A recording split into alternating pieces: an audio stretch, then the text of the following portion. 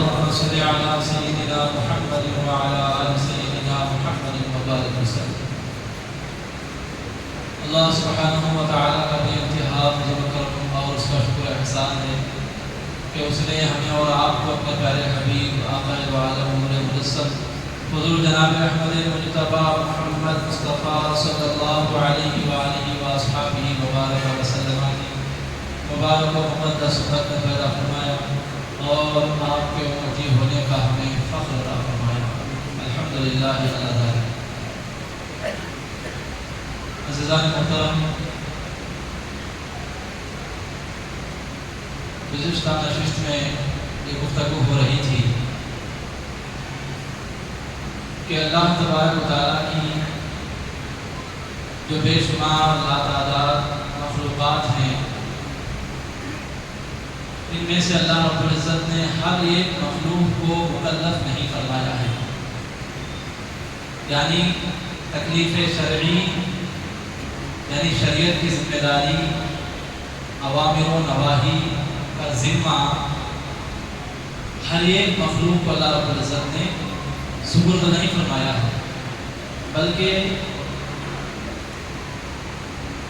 18,000 مخلوقات میں سے صرف 2 مخلوقات ایسی ہیں جنہیں اللہ تبارک و تعالیٰ تکلیف شرعی کی ذمہ داری عطا کیے ہوئے ہیں، اور وہ 2 مخلوقات کون سی ہیں؟ ایک مخلوق انسانوں کی اور دوسری مخلوق ہے جنات کی۔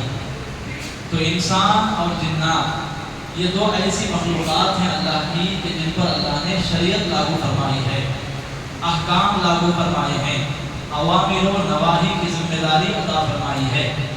اوامر یعنی ان کاموں کو کہا جاتا ہے یا اللہ کے ان احکام کو اوامر بولا جاتا ہے جس میں اللہ تبارک و تعالیٰ کسی کام کے کرنے کا حکم ارشاد فرماتا ہے، اور نواہی اللہ کے ان احکامات کو کہا جاتا ہے جن میں اللہ تبارک و تعالیٰ کسی کام کے کرنے سے روکتا ہے، منع فرماتا ہے، جیسا کہ نماز پڑھو، روزہ رکھو، زکوٰۃ دو، حج کرو، یہ وہ اللہ کے حکم ہیں جن کے بجا لانے کو اللہ کہہ رہا ہے، جن کو ادا کرنے کو کہہ رہا ہے۔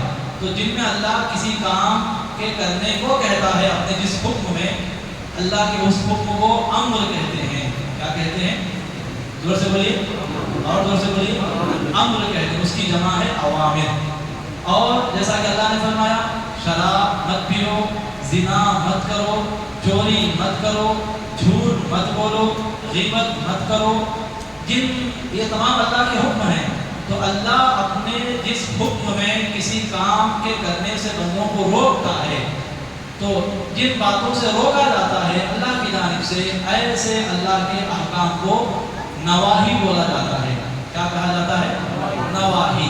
تو اوامر اور نواہی یہ دونوں اللہ کے حکم ہوتے ہیں، حکم ہونے میں دونوں برابر، لیکن ان دونوں کی نوعیت الگ ہوتی ہے، کیفیت الگ ہوتی ہے۔ بعض حکموں میں عمل کرنا ہوتا ہے اور بعض حکموں میں عمل کرنے سے رکنا ہوتا ہے۔ تو یہ اوامر و نواہی کی جو ذمہ داری ہے، یہ اللہ نے انسانات پھر ان کے بعد جنات، ان دونوں کو اللہ رب العزت نے عطا فرمائے ہیں۔ تو ہم اگر اپنی بات کریں انسانوں کی، تو ہمارے پیدا کیے جانے کا جو مقصد اولین ہے وہ ہے وَمَا خَلَقْتُ الْجِنَّ وَالْإِنسَ إِلَّا لِيَعْبُدُونَ، جس کا مفہوم و خلاصہ ہے اللہ تبارک و تعالیٰ یہ فرما رہا ہے کہ میں نے جنات اور انسانات کو پیدا نہیں کیا، وَمَا خَلَقْتُ میں نے پیدا نہیں کیا، إِلَّا مگر اگر پیدا کیا ہے تو کس واسطے؟ لِيَعْبُدُونَ، تاکہ وہ میری عبادت کریں۔ تو ہمارے پیدا کیے جانے کا پہلا مقصد، لازمی ضروری مقصد، اہم مقصد کیا ہے؟ اللہ کی عبادت ہے۔ اور اب اتنا تو معلوم ہو گیا کہ ہمارے پیدا کرنے کا مقصد کیا ہے؟ عبادت۔ اب عبادت کے لیے سب سے اہم لازمی ضروری چیز جو ہے وہ کیا ہے؟ کیا ہے بولیے؟ علم دین۔ کیا ہے؟ علم دین۔ علم دین حاصل کیے بغیر نہ آپ اللہ کی عبادت کو جان سکتے ہیں، نہ اللہ کی عبادت کو بجا لا سکتے ہیں۔ یہ کام اللہ کی عبادت ہے، یہ معلوم کرنے کے لیے بھی آپ کو علم ہونا، پھر یہ عبادت کس طرح کی جانی چاہیے یہ کرنے کے لیے بھی، اس پر عمل بجا لانے کے لیے بھی آپ کے پاس کیا ہونا؟ علم ہونا ضروری ہے۔ سمجھ گیا؟ تو اللہ کی عبادت کے لیے پیدا کیا گیا، لیکن آپ اللہ کی عبادت ایسے ہی اٹھے بیٹھے نہیں کر سکتے۔ اللہ کی عبادت کے لیے پہلے آپ کو علم سیکھنا ضروری ہے۔ جب تک آپ کسی بھی عبادت کا علم حاصل نہیں کریں گے، اس عبادت کو آپ بجا لا ہی نہیں سکتے۔ اگر بجا لائیں گے بھی تو اس میں ہزاروں غلطیاں آپ کریں گے، ہزاروں غلطیوں کا آپ سے ارتکاب ہو جائے گا۔ تو لہذا سب سے پہلے کیا ذمہ داری دی گئی ہم کو؟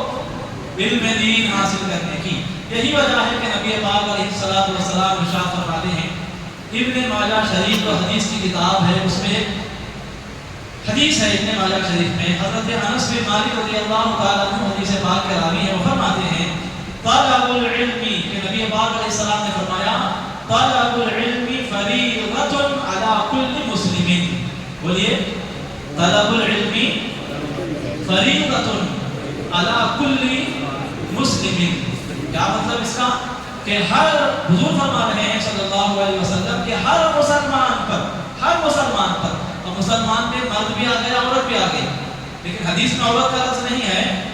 اکثر لوگ وہ دیتے ہیں طلب العلم فریضۃ علی کل مسلم و مسلمہ، مسلمہ کا لفظ بھی استعمال کرتے ہیں، لیکن حدیث میں مسلمہ کا لفظ نہیں ہے، فقط طلب العلم فریضۃ علی کل مسلم کے الفاظ ہیں حدیث پاک میں۔ تو حضور فرما رہے ہیں جو بھی مسلمان ہے، خواہ وہ مرد ہو خواہ وہ عورت ہو، اس پر علم دین حاصل کرنا فرض ہے۔ کیا ہے؟ کیا فرض ہے؟ کیا فرض ہے؟ علم دین حاصل کرنا کیا ہے؟ مستحب ہے، سنت ہے، کرے تو اچھا، نہیں کرے تو کیا بھی نہیں، بلکہ فرض ہے۔ جس طرح نماز پڑھنا فرض ہے، اسی طرح علم دین حاصل کرنا بھی فرض ہے۔ جس طرح روزہ رکھنا فرض ہے، اسی طرح علم دین حاصل کرنا بھی فرض ہے۔ جس طرح زکوٰۃ دینا فرض ہے، اسی طرح علم دین حاصل کرنا بھی فرض ہے۔ جس طرح حج کرنا فرض ہے، اسی طرح علم دین حاصل کرنا بھی فرض ہے۔ جس طرح شراب سے بچنا فرض ہے، اسی طرح علم دین حاصل کرنا بھی فرض ہے۔ جس طرح زنا سے بچنا فرض ہے، اسی طرح علم دین حاصل کرنا بھی فرض ہے۔ جس طرح چوری کرنے سے بچنا فرض ہے، اسی طرح علم دین حاصل کرنا بھی فرض ہے۔ تو جتنے فرائض ہیں ان تمام فرائض میں سے ایک فرض ہے علم دین حاصل کرنا بھی۔ سمجھے آپ؟ علم دین حاصل کرنا بھی اللہ کی ایک عبادت ہے، بلکہ اہم عبادت ہے۔ علم دین حاصل کرنا بھی ایک فرض ہے، بلکہ تمام فرائض میں اہم فرض ہے۔ نماز پڑھنے سے زیادہ، نماز پڑھنا فرض ہے نا؟ بولیے، نماز پڑھنا فرض ہے، روزہ رکھنا فرض ہے۔ تو نماز پڑھنا جس طرح فرض ہے، نماز پڑھنے کا جو فرض ہے اس فرض سے زیادہ اہم فرض ہے علم دین حاصل کرنا۔ سمجھے آپ؟ تو عام جو فرض ہیں، ان عام فرائض سے زیادہ اہم فرض ہے علم دین حاصل کرنا۔ کیوں؟ کیونکہ جب تک آپ علم دین حاصل کریں گے نہیں، جب تک آپ اس عبادت کو بجا لانے والے بھی ہوں گے نہیں۔ تو عبادت کرنے کے لیے علم دین حاصل کرنا اہم چیز ہے۔ لہذا علماء نے کیا فرمایا کہ یہ جو فرائض ہیں، جسے ہم سمجھتے ہیں کہ فقط نماز، روزہ، حج، زکوٰۃ چند کام کر لینا ہی فرض ہے، نہیں، بلکہ ان کا علم حاصل کرنا بھی ان فرائض سے زیادہ اہم فرض ہے۔ یہ بات ہو گئی۔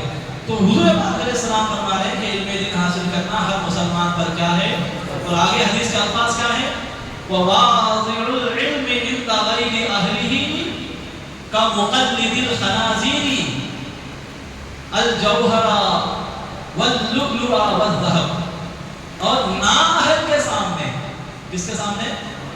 نااہل کے سامنے علم دین پیش کرنے والا، نااہل کے سامنے ایسا جاہل ہے، ایک آدمی ایسا جاہل ہے کہ اسے کروڑوں بار سمجھانے کے باوجود بھی نہیں سمجھ رہا ہے۔ ایسے بھی ہوتا نا؟ دیکھا ہوں کہ نہ ہوتا جی، معلوم ہے یہ حق ہے پھر بھی وہ نہ کرتا ہے، حق کو اختیار نہیں کرتا۔ اسے ہزار بار سمجھایا جائے پھر بھی سمجھنے کو تیار نہیں۔ وہ جو سمجھ لیتا ہے وہی صحیح، وہ جو فیصلہ کر لیا وہی اہم فیصلہ، سب سے زیادہ بہتر ایسے بھی ہوتے جاہل حضرات. اللہ اسی جہالت سے ہماری حفاظت فرمائے. تو کیا پروگرام ہو گیا؟ حضور پاک علیہ السلام فرما رہے ہیں کہ کسی نااہل کے سامنے، نااہل سے مراد وہ جسے سمجھائے تو بھی سمجھنے کو تیار نہیں، حجت کرتا، الٹی دلیل پیش کرتا. جب اس کے سامنے بولا گیا کہ یہ قرآن ہے، گردن نہیں جھکاتا، حدیث ہے، گردن نہیں جھکاتا، یہ ہمارے امام اعظم ابو حنیفہ کا ارشاد ہے، گردن نہیں جھکاتا، اپنی وہاں الٹی کھوپڑی چلاتا. ایسا جو نااہل ہوتا ہے، حضور فرما رہے ہیں ایسا جو کٹر جاہل ہوتا ہے، سڑا ہوا جاہل جو ہوتا ہے، ایسے کے سامنے علم دین پیش کرنا ایسا ہی ہے جیسا کہ سوروں کو، جیسا کہ کسے شرمانا نہیں، زور سے بولیے، کس طرح سے سوروں کو موتی، ہیرے اور سونے کے زیورات پہنانا. تھوڑا رک جائیے بھائی صاحب، تھوڑا نہیں تو لوگ وہاں چلے جاتے ہیں. اس کے کیا بولا تھا میں؟ نااہل کے سامنے علم دین، یہ میں نے بول رہا ہوں، یہ میری بات نہیں، کس کی بات ہے؟ زور سے بولیے. حضور پاک صلی اللہ علیہ وسلم کی ارشاد گرامی ہے وَوَاضِعُ الْعِلْمِ عِنْدَ غَيْرِ أَهْلِهِ. کسی نااہل کے سامنے علم دین پیش کرنا کیسا ہے؟ كَمُقَلِّدِ الْخَنَازِيرِ.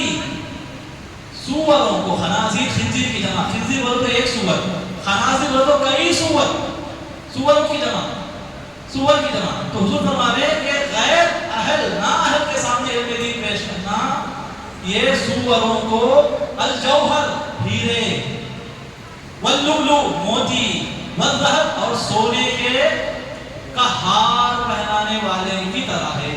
تو یہاں کیا بتا رہے ہیں کہ نااہل جو ہے وہ سوروں سے گیا گزرا انسان ہے.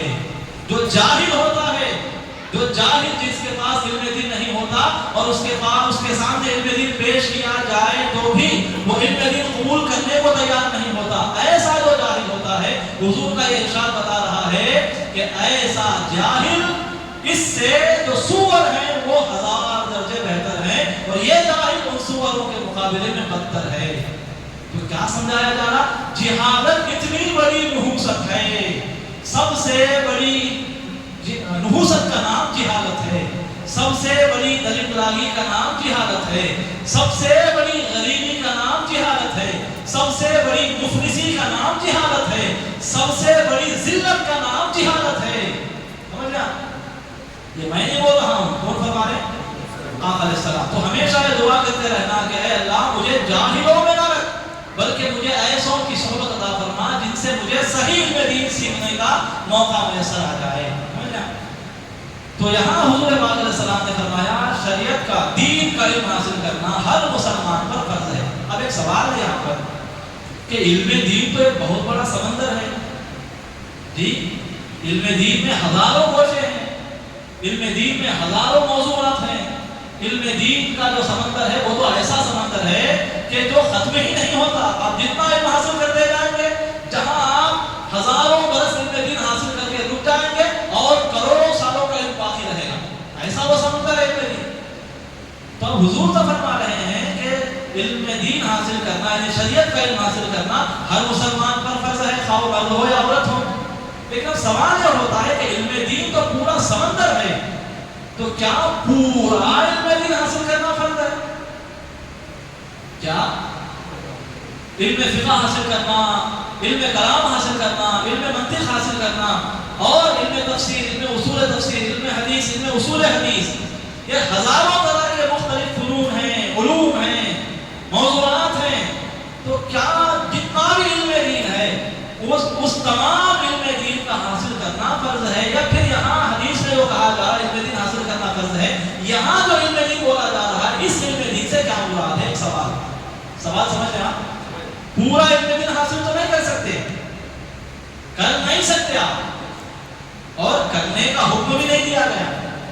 حضور جو فرما رہے ہیں کہ علم دین حاصل کرنا ہر مسلمان پر فرض ہے، سے مراد مکمل علم دین نہیں، نہ یہاں وہ حکم ہے نہ ہم وہ حاصل کر سکتے ہیں. پورے کا پورا علم دین حاصل کرنا یہ ہمارے بس کی بات، زور سے بولیے، نہیں ہے.